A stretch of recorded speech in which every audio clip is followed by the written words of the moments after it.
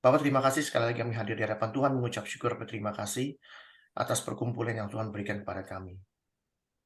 Kami berdoa bagi teman-teman kami yang belum hadir, Engkau pimpin supaya mereka boleh hadir di tempat ini, boleh mengikuti ibadah bersama kami, belajar bersama-sama. Tuhan, hamba-Mu tidak tahu apa-apa. Hamba-Mu percaya bahwa segala sesuatu yang hamba-Mu katakan ini berasal dari roh Bapa sendiri menurut Matius 10. Terima kasih Tuhan, hamba-Mu siap dipakai secara maksimum. Berbicaralah, kami semua siap mendengar. Di dalam nama Tuhan Yesus kami berdoa mengucap syukur. Amin. Oke, hari ini sebenarnya yang membawakan firman Tuhan adalah Pak Stano sebenarnya ya. Jadi saya hanya pengganti. Saya pikir kemarin karena Ibu Ayu bilang, Pak besok bisa nggak? Maksudnya hari Rabu kemarin dia bicara. Besok bisa nggak penggantikan Pak Stano? Karena Pak Stano ada di Kalimantan atau di mana? Saya lupa. Sebenarnya saya mau oke aja, saya mau siap anytime. Ya, saya siap anytime karena segala sesuatu saya yakin dan percaya Tuhan yang akan menuntun. Tapi unfortunately kemarin apa namanya ada Pak Niko ternyata. Jadi ada salah sedikit apa namanya komunikasi ya, miscommunications. Tapi nggak masalah buat saya. Jadi saya bisa mempersiapkan lebih baik lagi, lebih dalam lagi mengenai apa yang diberikan judul pada hari ini adalah Allah yang cemburu. Ya, kita semua adalah orang Kristen di sini dan kita semua tahu Allah kita adalah Allah yang cemburu. Cemburu model bagaimana? Nah, ini yang menjadi masalah ya. Yang diberikan ayatnya ternyata ya. Ada hal yang lebih penting daripada Allah yang cemburu. Ya. Dan ayat ini banyak sekali orang kembali lagi saya mengajarkan kita untuk bacanya yang benar. Sekali lagi, membaca firman Tuhan itu harus benar. Nih Pak Urbanus kalau lagi bikin skripsi, bacanya yang benar, tulisnya harus benar. Supaya yang kalau skripsi itu dibaca orang, kita mengerti apa maksudnya Pak Urbanus. Betul ya Pak Urbanus ya? Jadi Pak Urbanus menulis sesuatu, jangan sampai orang menerka-nerka. Pak Urbanus ini mau ngomong apa sebenarnya. Nanti orang suka salah tangkep. Skripsinya tadinya mau ngomong ini, orang salah tangkep, kemana-mana orang larinya. Ya. Nah ini yang harus kita pelajari dengan baik. Dan ini harus benar-benar hati-hati membaca firman Tuhan. Kita akan langsung saja ya bagaimana ayat dari Keluaran ini ya. Sebenarnya Keluaran ini berhubungan dengan ulangan ya. Kita akan baca sama-sama berhubungan dengan ulangan. Yaitu apa? Ten Commandments, 10 firman Tuhan ya. Tapi diambil oleh Ibu Ayu untuk saya menjelaskan. Sebenarnya bukan menjelaskan Allah yang cemburu di sini. Ya, ada lagi hal yang harus kita jelaskan. Jangan sujud menyembah kepadanya atau beribadah kepadanya. Ini bicara mengenai jangan membuat bagimu patung. 10 hukum Taurat ya. Yang menyerupai apapun yang ada di atas langit atau di atas bawah bumi, yang ada di dalam air atau di bawah bumi ya. Jangan sujud menyembah Allah lain. Maksudnya jangan menyembah patung. Sebab aku Tuhan Allahmu adalah Allah yang cemburu. Judulnya adalah Allah yang cemburu. Tapi ini kita semua tahu Tuhan tidak suka kalau kita sujud menyembah patung atau menyembah Allah lain. Dan kecemburuannya itu ditambahkan dengan kalimat yang ini artinya yang bersangkutan, yaitu Allah sendiri. Allah yang membalaskan kesalahan Bapa kepada anak-anaknya. Membalaskan kesalahan Bapa kepada anak-anaknya, kepada keturunan yang ketiga, dan keempat, dari orang-orang yang membenci aku. Nah ini jadi masalah. Apakah Allah yang cemburu ini membalaskan kesalahan sekali lagi, Bapak kepada anak-anaknya, bahkan dikatakan turunan ketiga dan turunan keempat. Banyak sekali khotbah-khotbah yang kita dengar bahwa kutuk Tuhan itu sampai keturunan keempat. Pernah dengar itu nggak? For I, the Lord, thy God, am a jealous God, visiting the iniquity of the fathers. Kalau pakai S biasanya, ini kalau Pak Philip ngerti, ya. Pak Philip ngerti, Cece Agatha ngerti, Pak Freddy ngerti, semua yang belajar bahasa Inggris ngerti kalau S ini sifatnya plural, banyak. Ya. Kalau di sini disebut Bapak, hanya singular atau satu. Jadi di sini ada satu kesalahan konteks ini di sini. Ya. Tapi apakah arti fathers ini bersifat bapak atau bapak-bapak? Ini yang jadi masalah. Kalau kita telusuri dengan baik, dan siapa yang masih tinggal hidup di antara kamu, mereka akan hancur lebur dalam hukumannya di negeri-negeri musuh mereka. Dan karena kesalahan nenek moyang mereka, juga mereka akan hancur lebur sama seperti nenek moyangnya. Kenapa disebut nenek moyang? Kita lihat, apa arti nenek moyang di sini? Dalam bahasa Inggris. Ya. Kita lihat, Imamat 26. Ya. Imamat 26. Ini the fathers, disebut bapak. Tapi di Imamat, nenek moyang, kita lihat. Also the iniquities of their fathers. Di sini Lembaga Alkitab Indonesia menerjemahkan fathers di sini menjadi nenek moyang.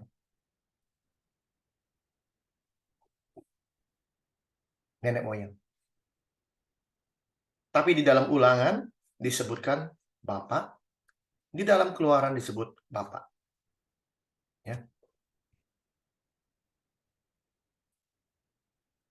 Jadi sebenarnya mana yang paling tepat? Karena kalau kita bicara bapak, nanti akan ada satu cerita di mana kalimat bapak dan nenek moyang ini berbeda jauh sekali. Tapi di sini kita bicara mengenai ke-10 hukum Allah. Ke-10 hukum Allah di mana ada orang mau sujud menyembah. Orang pertama yang mau sujud menyembah kepada Allah lain, siapa namanya? Si Adam dan si Hawa. Jadi kalau kita bicara ini, Tuhan bicara mengenai Allah yang cemburu. Dia cemburu karena kamu sudah saya beri perintah. Jangan makan. Jangan makan buah itu. Perintah ini diabaikan. Sebuah kesalahan total dari nenek moyang kita yang namanya si Adam dan Hawa. Kesalahan nenek moyang kepada anak-anaknya. Apa yang dibalaskan? Lalu Allah memberi perintah ini kepada manusia. Kesalahan pertama dari nenek moyang kita adalah melanggar perintahnya. Melanggar perintah Tuhan. Semua pohon dalam taman ini boleh kau makan dengan bebas, tapi pohon pengetahuan yang baik dan yang jahat jangan engkau makan buahnya. Kenapa kamu gak boleh makan? Sebab ini dia. Pembalasan Tuhan ini di sini. Sebab pada hari engkau makan, pasti engkau mati. Keluaran ini berbicara mengenai Allah yang cemburu, yang membalaskan, memberikan kutukan alias kamu pasti mati kalau kamu makan. Kesalahan nenek moyang kepada anak-anaknya.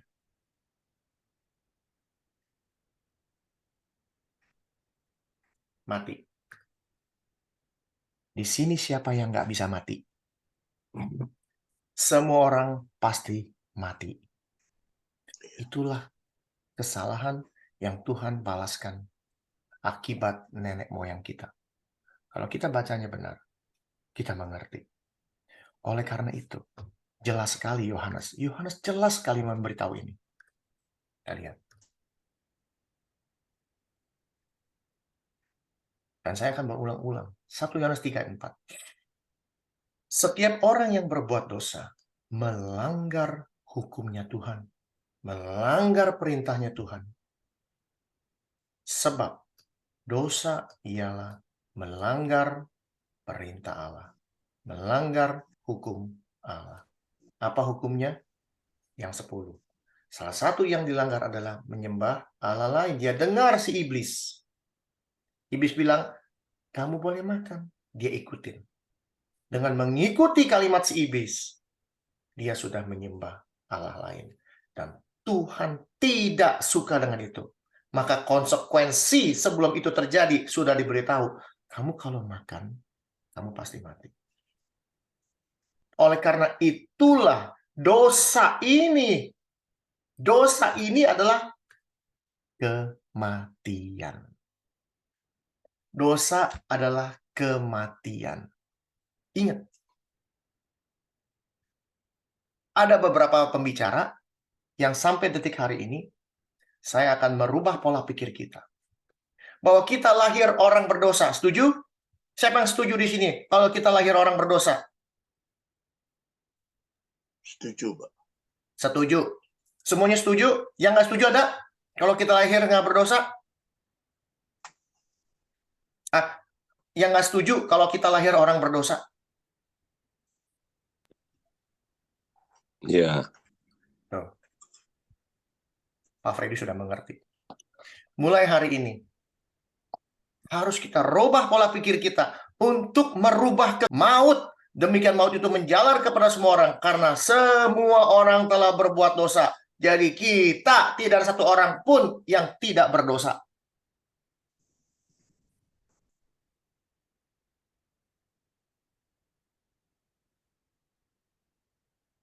Kita lahir sebagai orang yang berdosa. Inilah kekacauan dunia kekristenan. Kenapa saya katakan kacau? Dari kecil kita dikatakan sama ibu kita, bapak kita, pendeta kita, gereja kita semua orang berdosa. Maka dari itu pekerjaan kita yang kita lakukan, yang kita pikirkan selalu bersifat dosa. Karena kita dari kecil melek mata, dengar baru dengar, yang kita dengar kita orang berdosa. Oleh karena itu, apa yang kita lakukan semua berbau dosa. Itu dosa. Kita lihat baik-baik baca. Karena dosa telah masuk ke dalam dunia, kalau kita ganti kalimat ini menjadi dosa adalah melanggar hukum Allah, melanggar perintah Allah. Kalimat dosa ini kita ganti menjadi melanggar perintah Allah. Kenapa? Kesalahan apa yang dilakukan oleh Adam dan Hawa? Kesalahan pertama mereka adalah mereka melanggar perintahnya Allah. Allah bilang jangan makan. Dia makan. Itu jawaban satu-satunya. Kesalahan apa yang dilakukan oleh nenek moyang kita, si Adam dan Hawa? Karena dia melanggar perintahnya Allah. Jadi kalau kita mengerti ini, kalimat Roma 5 ayat 12 ini, apa yang dipikirkan Paulus akan nyampe ke pikiran kita. Seperti pelanggaran hukum Allah, seperti melanggar hukum Allah, melanggar perintah Allah, dikatakan jangan berzina, kamu berzina, jangan mencuri, kamu mencuri, jangan makan, kamu makan, telah masuk ke dalam dunia oleh satu orang, Adam, oleh melanggar perbuatan itu juga keluar maut. Kata Tuhan, kalau kamu makan, kamu pasti mati. Nih. Jadi banyak orang berpikir, kenapa Adam dan Hawa pada saat makan kok nggak mati? Oh, karena mereka mati secara rohani. Itu udah basi. Basi. Kalau Tuhan bilang mati, ya mati. Ini dosa juga datang maut. Karena Tuhan bilang, kalau kamu makan, kamu pasti mati. Maut datang kepada kamu. Manusia pertama kali diciptakan kekal. Setelah dia melanggar hukumnya Tuhan, jadi nggak kekal. Dia harus mati. Lihat. apa yang menjalar di dalam manusia. Yang menjalar di dalam diri manusia adalah, demikianlah maut itu telah menjalar kepada semua orang. Ini kalau bacanya benar, kita ngerti. Yang menjalar itu bukan dosanya, tapi mautnya. Mautnya yang menjalar kepada semua orang. Semua orang yang model bagaimana? Karena semua orang telah berbuat melanggar perintah Tuhan. Jadi apabila orang melanggar perintah Tuhan, maut itu menjalar kepada semua orang tanpa kecuali. Jadi artinya apa dong, Pak? Artinya Mazmur itu apa, Pak? Kalau kita lahir sudah dalam keadaan kesalahan, dan dalam kandungan ibuku aku sudah berdosa.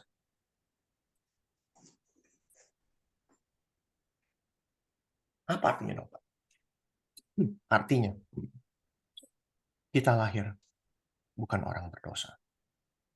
Ingat sekali lagi. Katakan kepada anak kita, katakan kepada cucu kita, pada generasi baru kita, kamu lahir gambar dan rupa Tuhan. Kamu lahir tidak berdosa. Ingat, saya katakan sekali lagi. Kamu lahir rupa dan gambar Allah. Kamu lahir tidak berdosa. Apakah mungkin? Pernah dengar Tuhan merajut? Kita dirajut Tuhan? Pernah dengar ayat kita dirajut Tuhan? Pernah. Pernah. Di dalam Mungkin. kandungan ibu. Kenapa? Di dalam kandungan ibu, aku dirajut Tuhan, betul? Iya. Bagaimana mungkin Tuhan merajut kita dalam kondisi berdosa? Tuhan itu tidak bisa berdosa. Ingat. Bagaimana mungkin kita dirajut berdosa? Oh, itu kan dalam kandungan, Pak. Jangan salah. Daud mengerti sekali. Dalam kandunganku, dalam kandungan ibuku, aku sudah berdosa. Apa artinya?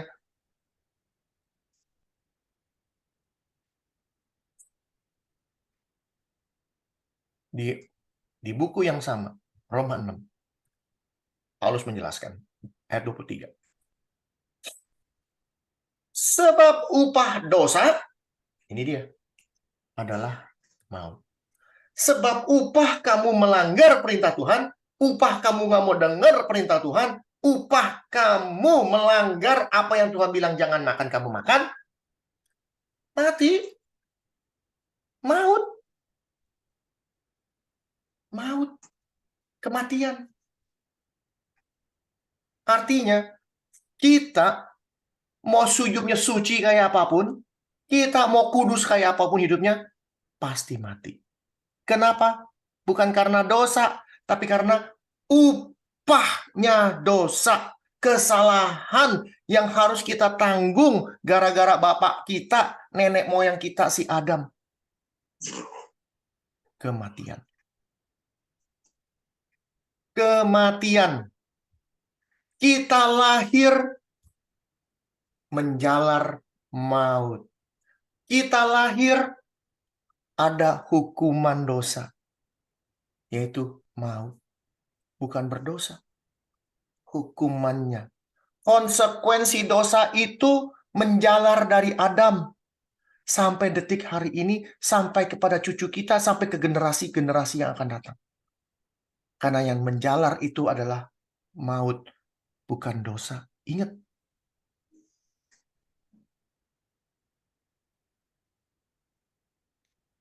Bapak ngomong, jangan hati-hati loh Pak, itu bisa salah ini. Saya nggak takut. Kenapa?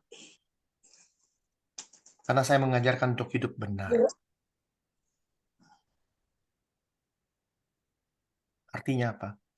Mulai hari ini, katakan kepada anak-anak kita, nah, kamu adalah rupa dan gambar Allah, kamu bukan manusia berdosa. Tapi ingat,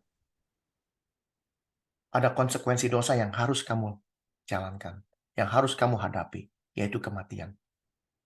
Kematian. Kematian ini yang paling harus kita pikirkan. Hidup benar, tak bercacat celah. Efesus 1 ayat 4. Itu programnya Tuhan. Kita diprogram Tuhan dari mulanya untuk hidup kudus, tak bercacat celah. Itu. Ya. Jadi katakan kepada anak cucu kita, kamu bukan orang berdosa, tapi ada konsekuensi dosa, yaitu maut. Oleh karena itu, Roma 6 ayat 23, kalau bacanya benar. Tapi karena kasih karunia Allah, ialah, lihat, dari maut pindah kepada hidup yang kekal dalam Kristus Yesus. Sesuai dengan Yohanes 3 ayat 16. Karena begitu besar kasih Allah akan dunia ini, sehingga ia mengaruniakan anaknya yang tunggal. Supaya setiap orang yang percaya kepadanya tidak binasa. Alias tidak akan mati lagi, tapi mereka akan bangkit pada saat Kristus datang kedua kali di dalam Kristus Yesus. Dan mendapatkan hidup yang kekal. Ini cerita mengenai kesalahan Bapak kepada anak-anaknya. Kesalahan nenek moyang kita kepada anak-anaknya, yaitu maut. Yang dibalaskan itu maut. Tuhan tidak memberi maut. Musuh terakhir yang dikalahkan oleh Kristus apa? Ada yang tahu? Musuh terakhir? Maut.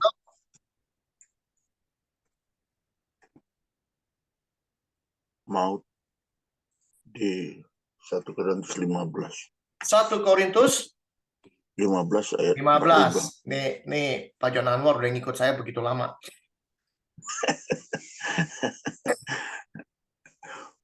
1 Korintus 15. Kita lihat. Ya.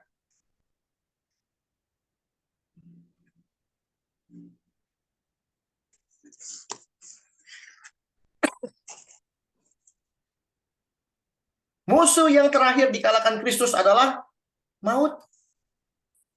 Nih jawabannya. Maut. Bukan dosa. Maut. Yesus datang ke dunia ini untuk mengalahkan si maut. Menebus dosa kita artinya apa?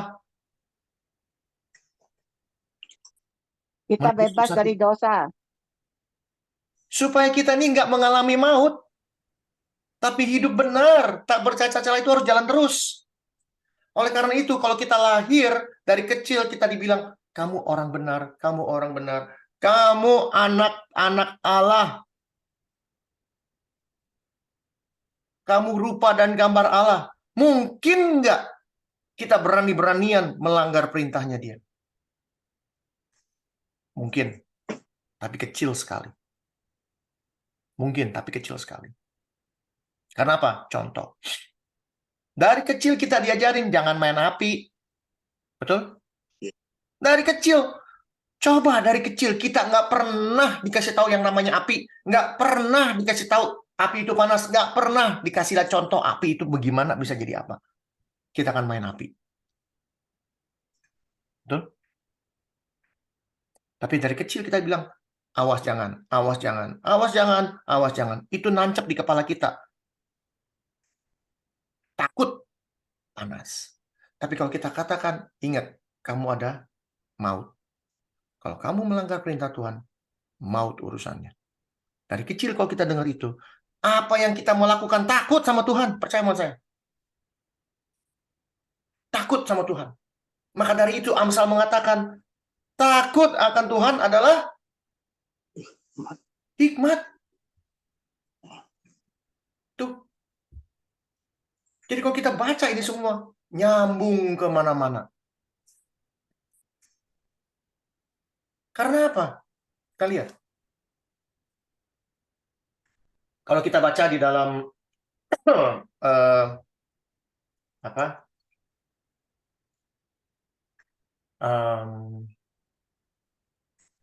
Raja-raja ya, kita bukan raja-raja.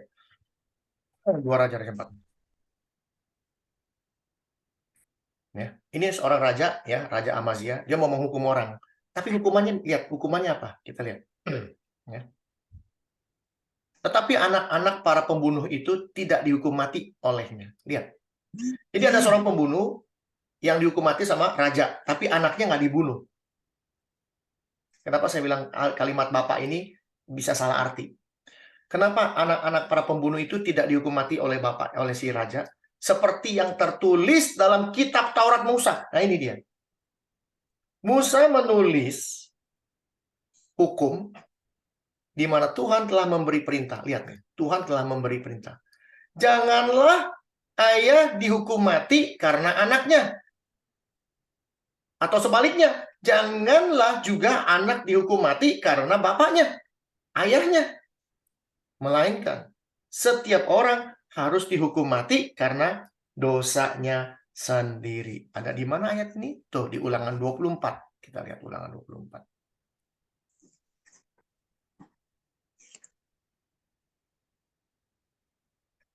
Ya. Ayat 16. Tentang melindungi sesama manusia. Ini Tuhan yang ngomong. Ya. Jangan ayah dihukum mati karena anaknya, jangan juga anak dihukum mati karena ayahnya. Setiap orang harus dihukum mati karena dosanya sendiri, karena pelanggarannya sendiri, pelanggaran hukuman Tuhan sendiri, dia dihukum. Sepertinya kalau kalimat ini, kesalahan bapak pada anak-anaknya disikat semua sama Tuhan. Apakah begitu? No. Justru karena kesalahan nenek moyang kita, maut itu masuk, nyemplung kepada kita sampai hari ini. Lalu ada lanjutan. Lalu ada lanjutannya nih. Ini lanjutan yang menyebutkan kepada keturunan yang ketiga dan keempat dari orang-orang yang membenci aku. Ini banyak orang berpikir bahwa kutuk Tuhan stop di keturunan keempat. Kacau. Kacau balau. Kekristenan kacau balau. Makanya kita harus berdoa, harus kita putuskan kutukan itu. Putusin apa? Kutukan itu tidak akan pernah bisa putus yang namanya kematian. Kematian mau diputusin kayak apa? Tetap mati. Ingat gitu. Kalau orang salah baca, jadi ngomongnya berantakan semua. Kekristenan hancur, amburadul. Beneran. Kutukan apa yang bisa diputuskan? Kutukan dosa. Maut. Mau diputusin gimana? Pasti mati. Semua orang pasti mati. Jadi ini apa artinya nih, Pak? Keturunan ketiga dan keempat. Ini kalau mau dilanjutin, keturunan ketiga, keempat, kelima, keenam, ketujuh, kedelapan, kesembilan, ke-10, sampai ratusan turunan. Ini Tuhan punya urusan kalau dia marah, itu kepada siapa? Ini yang nggak dibaca sama orang. Orang yang membenci aku. Tuh. Yang gampang. Jawabannya gampang sekali. Orang-orang yang membenci aku akan balaskan kepada keturunan ini. Tapi kalau dia kembali kepada Tuhan, kembali setia kepada Tuhan, kembali menuruti perintah Tuhan, melakukan segala perintah yang dia lakukan, melakukan segala kehendak yang dia mau inginkan. Apa dia ngomong? Aku menunjukkan kasih setia kepada beribu-ribu orang, bukan satu orang. Amin. Beribu-ribu orang. Beribu-ribu itu artinya bermiliar-miliar. Ya, tidak terhitung. Yang tidak terhitung. Ya. Menunjukkan kasih setia kepada orang-orang yang begitu banyak, yaitu mereka. Ini kalimatnya mereka. Mereka itu udah banyak sekali. Yang mengasihi aku dan yang berpegang kepada perintah-perintahku. Tuh, 1 Yohanes 3 ayat 4. Dosa ialah melanggar hukumnya Allah. Melanggar perintahnya Allah.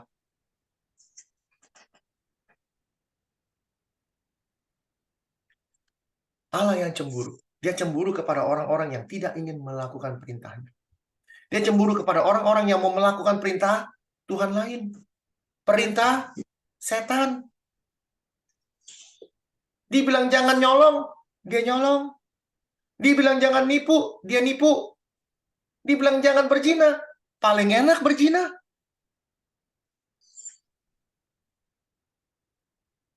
Dia akan balaskan yang namanya maut ini terus sampai detik hari ini.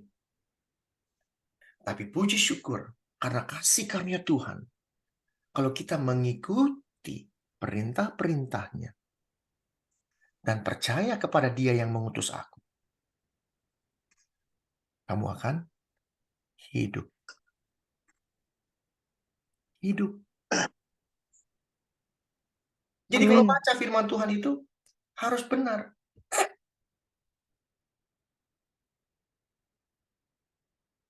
Gampang sekali. Kamu tidak menuruti perintah Tuhan, maut itu menjalar terus sampai kamu mati. Sampai kamu mati, kamu hidup tanpa perintah Tuhan. Ada kematian kedua, bayangin, ada kematian kedua di mana? Wahyu 20. Kamu akan masuk ke dalam tungku seumur hidup. Neraka. Tuh, jawab sendiri. Tapi kalau kamu menuruti perintahku dan percaya kepada Dia, kamu akan hidup. Karena musuh terakhir yang akan dikalahkan yaitu maut. Wahyu 20, maut dan kerajaan maut dicemplungin ke neraka. Bayangin, maut dicemplungin ke neraka. Nggak percaya? Kita buktikan.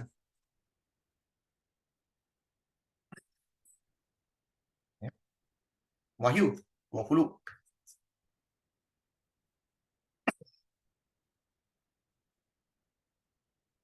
Ya.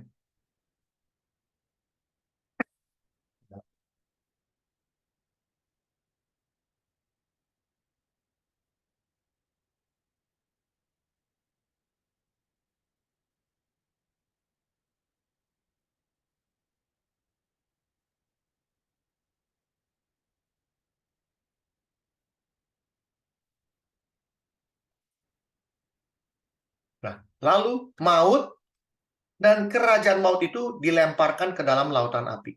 Ya. Artinya apa? Tidak akan ada lagi yang namanya kematian. Artinya apa? Kalau sampai orang dimasukin ke dalam api, dia nggak bisa mati lagi. Karena kematian itu sudah tidak ada lagi. Ingat, orang yang sudah dibangkitkan oleh Tuhan untuk masuk ke dalam api neraka, dia tidak akan bisa mati lagi. Yang ada adalah hukuman. Inilah hukuman pembalasan Tuhan di akhir zaman.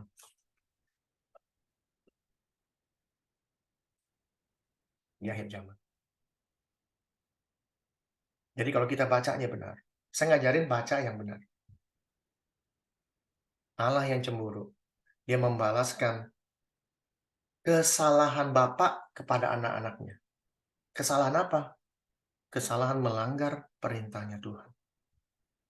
Tapi apakah anaknya ikut dihukum? No.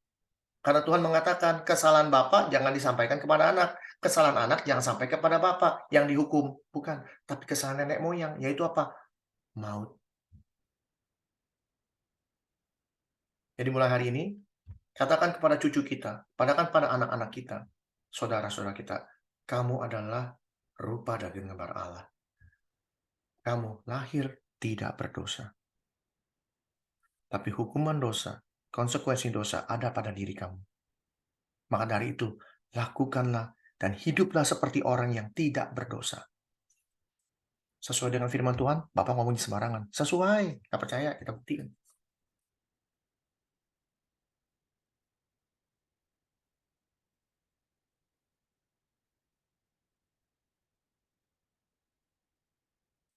Karena itu, setiap orang yang tetap berada di dalam Dia,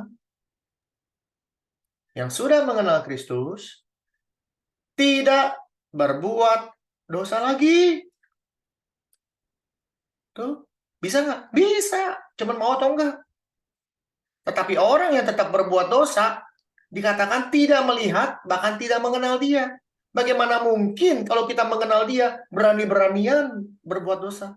Karena dosa adalah melanggar hukum Allah. Kalau kita sudah melanggar perintahnya Dia, melanggar hukumnya Dia, yang menjadi masalah, Tuhan adalah yang cemburu, yang membalaskan kesalahan nenek moyang kita, yaitu maut. Kalau kita terus tetap melakukan dosa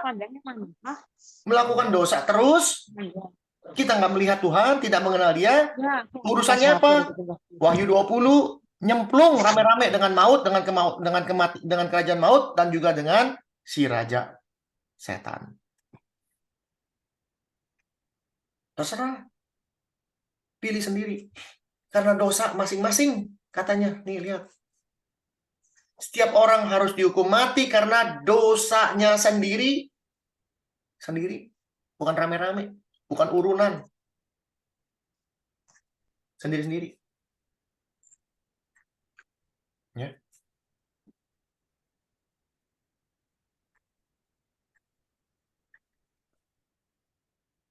Ya.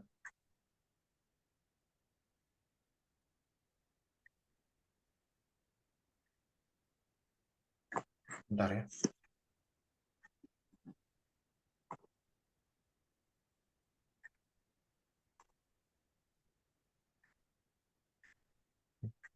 Ya. Ingat. Sekali lagi saya katakan. Kita lahir bukan orang berdosa. Ya.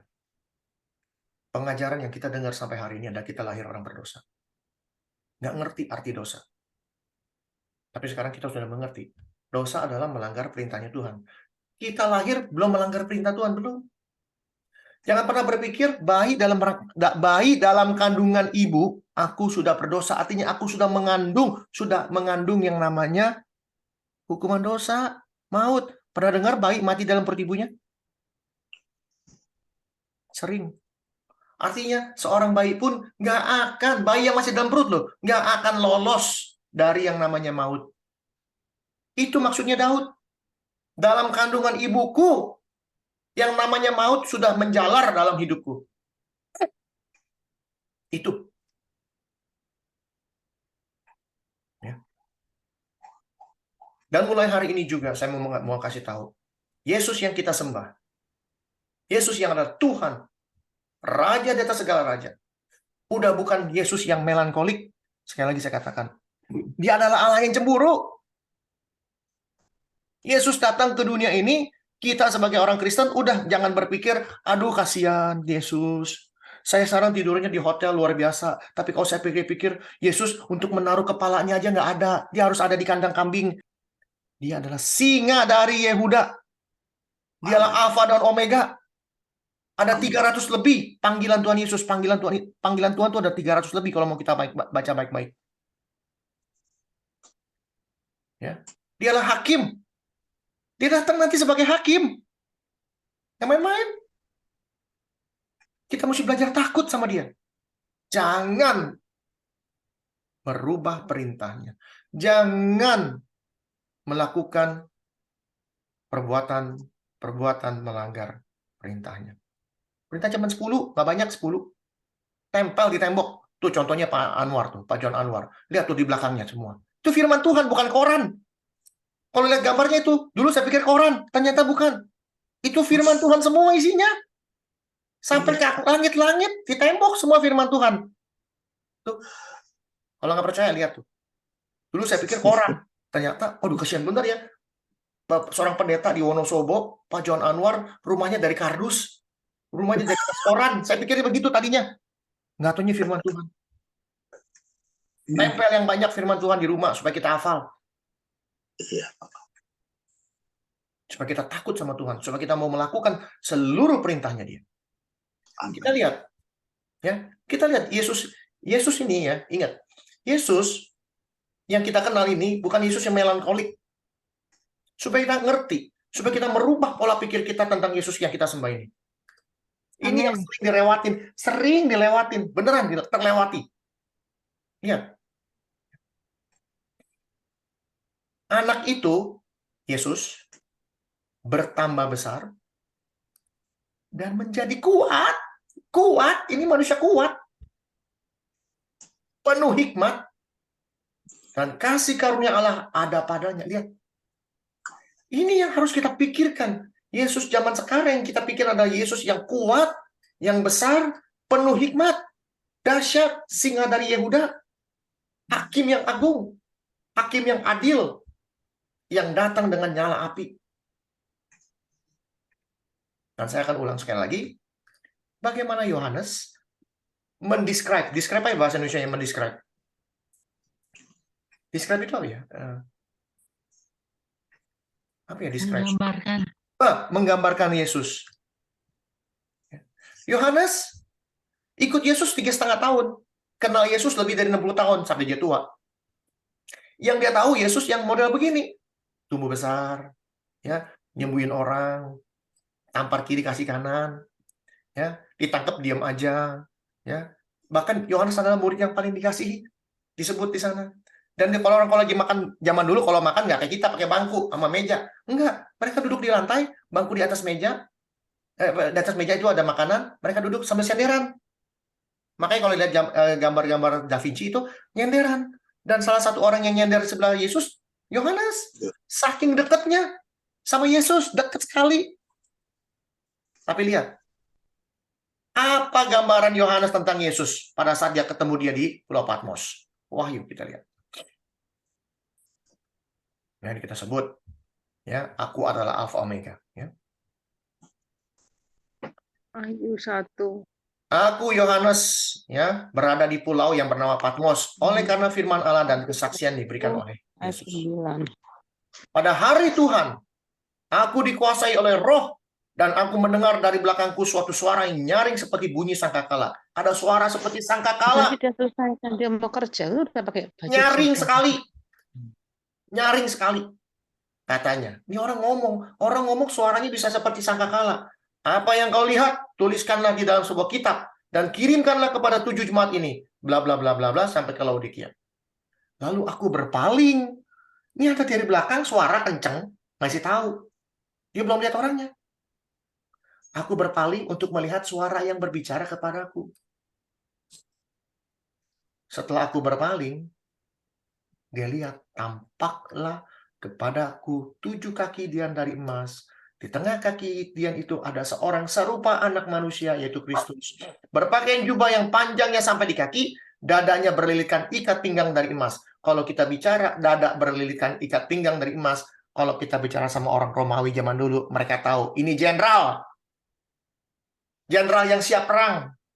Nih, kalau mau tahu nih zaman dulu Romawi, lihat aja bajunya. Dia pakai ada lilitan emas, ya. Dada berlilitkan ikat pinggang emas, ini jenderal mau perang. Kepala dan rambutnya putih bagaikan bulu putih metah dan matanya bagaikan nyala api. Matanya seperti nyala api. Bisa kita tatap? Ada orang yang matanya seperti nyala api. Nggak ada. Kakinya mengkilap seperti tembaga membara. Bayangin kakinya saking terangnya seperti tembaga yang membara dalam perapian. Dan suaranya bagaikan desau air. Wah, dahsyat. Dahsyat, kata Pak Philip. Dari tangan kanannya memegang 7 bintang, dan dari mulutnya keluar sebilah pedang tajam bermata 2, dan wajahnya bersinar bagaikan matahari yang terik. Bayangin, ini Yesus yang dia kenal dulu melankolik, yang dia lihat sekarang wajahnya seperti matahari. Siapa yang bisa lihat? Ketika aku melihat dia, tersungkurlah aku di depan kakinya. Bukan cuma tersungkur. Kalau cuma nyungsek doang mah biasa. Lihat, tersungkur model gimana? Dibilang apa? Seperti orang mati.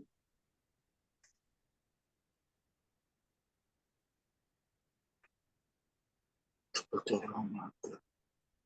Inilah Allah yang cemburu yang kita kenal. Kalau kita mengenal Allah model begini, siapa yang berani? Saya berani macam-macam. Berani berbuat aneh-aneh lagi? Berani mau kurang ajar? Berani mau melanggar perintah Tuhan kalau kita sudah mengenal Tuhan model begini? Tidak. Nggak berani. Oleh karena itu, sejak kecil kita tanamkan pemikiran seperti ini kepada anak kita. Zaman generasi kita udah dibombardir dengan kesalahan-kesalahan yang begitu banyak, kekristenannya amburadul. Hari ini kita akan perbaiki generasi kita mengenal Tuhan kita yang model begini. Udah bukan Tuhan yang begini modelnya. Aduh Tuhan saya berdosa lagi. Aduh Tuhan saya berdosa lagi. 1 Yohanes 1:9. Apabila kamu mengaku dosamu, kamu akan diampuni. Udah nggak laku. Sudah berani menjawab diri kita sebagai orang Kristen. Apabila kamu ada di dalam Dia, kamu tidak berbuat dosa lagi. Stop. Titik. No more. Anak kamu sudah takut. Percaya nggak? Believe it or not. Allah, Yesus yang maha besar ini, yang maha dahsyat ini, yang digambarkan oleh Yohanes ini, ada di depan hidung kita. Ada di depan hidung kita. Nggak percaya? Buktiin. Siapa yang ngomong? Ayo. Ya. Selama nafasku masih ada padaku, Roh Allah masih ada di dalam lubang hidungku, depan hidung.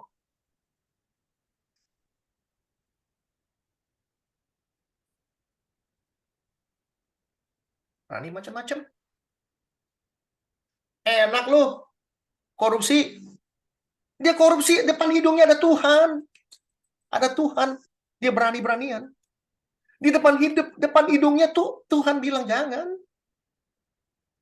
Tuhan yang wajahnya bersinar seperti matahari, matanya seperti nyala api. Dia nggak takut.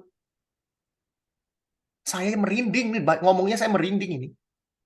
Bulu kuduk saya naik semua ini. Bagaimana takutnya saya? Beneran saya bisa bayangin, saya jadi Yohanes, mati kali langsung. Dia masih tersungkur, saya mati langsung mungkin. Nggak kuat lihat. Tapi puji syukur, Tuhan kita yang dahsyat seperti itu punya kasih. Dia akan membangkitkan kita di akhir zaman.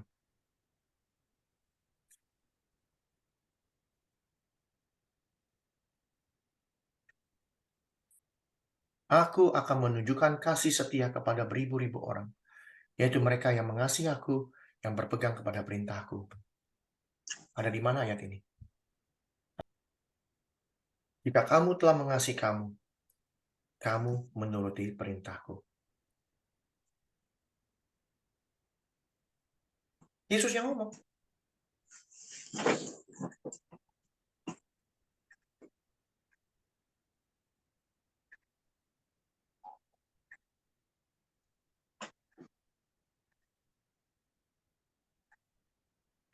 Bentar ya.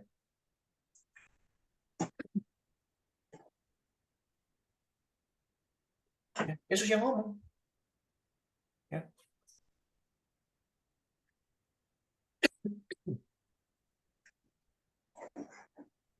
Jikalau kamu mengasihi aku, kamu akan menuruti segala perintahku. Aku menunjukkan kasih setia kepada beribu-ribu orang, yaitu mereka yang mengasihi aku, yang menuruti perintahku. Diulang sama Yesus. Jika kamu mengasihi aku, kamu akan menuruti segala perintahku. Gampang. Ya. Yesus mengajarkan kita bukan hanya percaya kepada Dia.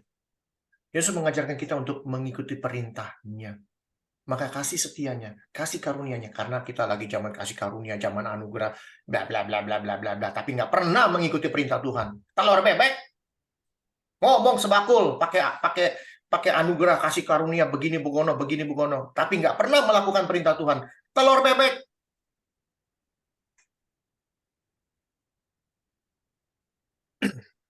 Saya buktikan telur bebek. Saya buktikan telur bebek. Ya.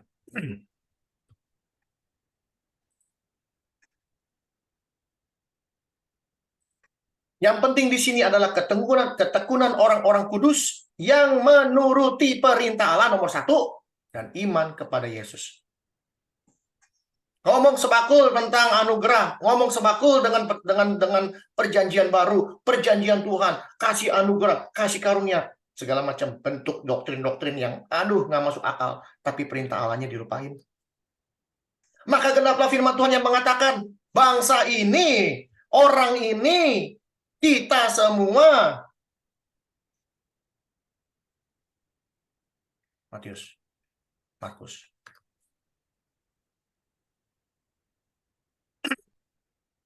Yesus berkata, bangsa ini, kita orang Kristen yang percaya kepada Kristus, memuliakan aku. Hanya orang Kristen yang bisa memuliakan Yesus. Orang agama lain tidak pernah, kenal juga enggak. Bangsa ini alias kita, orang Kristen, memuliakan aku dengan bibirnya. Hai orang munafik, padahal hatinya jauh daripadaku. Percuma mereka beribadah kepadaku, sedangkan ajaran yang mereka ajarkanlah perintah manusia. Tuhan bilang jangan berzina, Tuhan bilang jangan cerai, cerai semua rame-rame, royokan. Perintah Allah diabaikan. Tuh. Yang ngomong saya? Bukan. Yang ngomong Yesus sendiri. Ini nggak percaya. Jawabnya tuh. Benarlah nubuat Yesaya tentang kamu, hai orang-orang munafik. Tuh yang ngomong. Yesus bukan saya.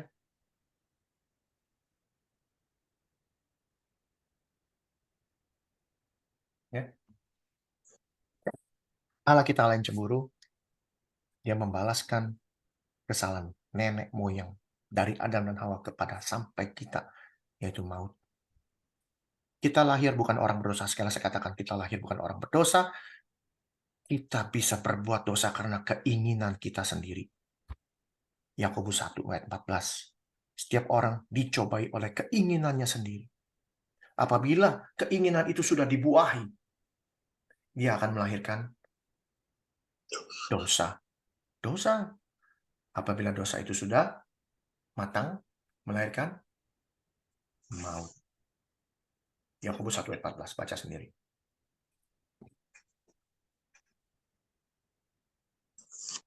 Jalankan perintah Tuhan, hiduplah benar, hiduplah kudus. Ayat terakhir.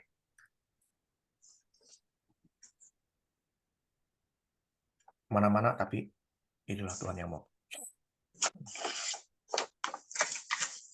Sebab di dalam Dia, sebab di dalam Kristus, Allah telah memilih kita sebelum dunia dijadikan. Artinya bukan kitanya predestinasi, bukan. Orang manusianya belum jadi kok. Apa programnya? Supaya kita kudus, tak bercacat di hadapannya. Kita lahir kudus, tak bercacat di hadapannya. Jangan kita rusak kekudusan ini. Jangan kita rusak kehidupan kita ini sampai bercacat. Tapi hiduplah benar. Oleh karena kasih karunia Tuhan kita melalui Kristus, kita dianggap benar. Kita dibenarkan. Oleh karena itu, lakukanlah seluruh perintah Allah.